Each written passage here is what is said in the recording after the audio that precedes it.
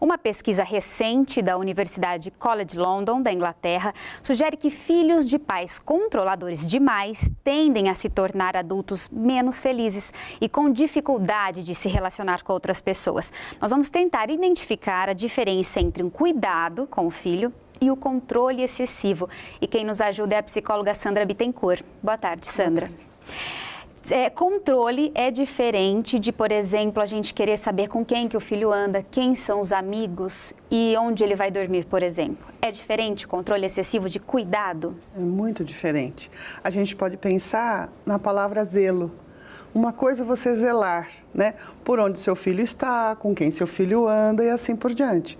Esse cuidado, né? Esse pai atencioso, essa mãe atenciosa. É muito diferente da questão de você ser controlador. O controlador, normalmente, ele é um pai inseguro e ansioso.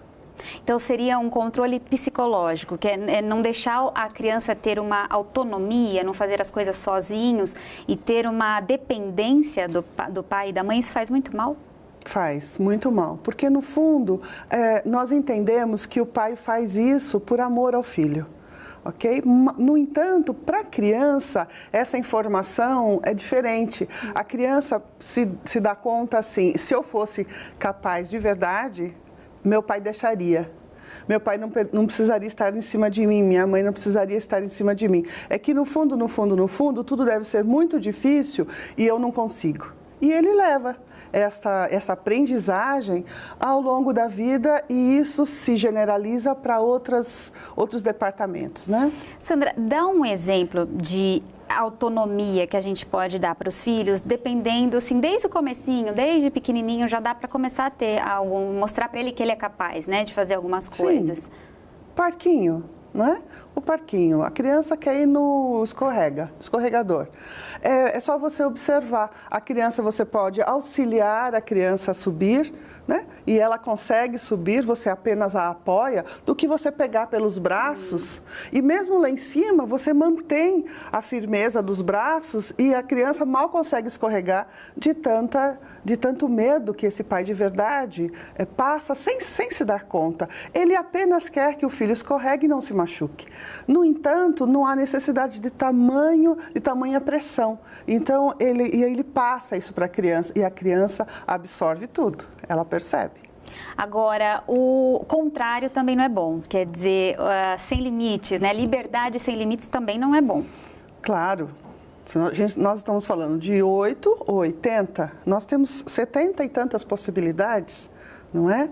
Preto e branco, quantos tons de cinza existem? Milhões, ok?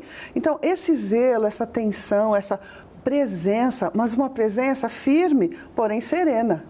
Não é? Isso faz toda a diferença do mundo para a criança. Tá certo. E aí as consequências? Então, eu controlo demais meu filho, invado a privacidade, deixo ele cheio de medos, né?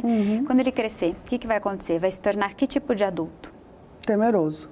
Sempre com medo também. Temeroso. E muitas vezes, para compensar essa insegurança, pode se tornar agressivo, ok?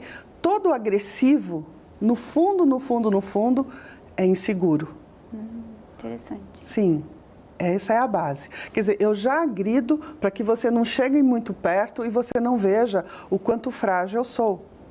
Então, de verdade, a gente consegue um efeito contrário, ok? A criança, tem uma frase na psicologia de Winnicott, que é um psicanalista muito importante em inglês, que a criança precisa ter a sorte de ter uma mãe suficientemente boa. Isso é o bastante. Tá certo, é com essa sugestão que a gente encerra. Então, muito obrigada, viu, Sandra? Com tranquilidade. Tá certo, muito obrigada.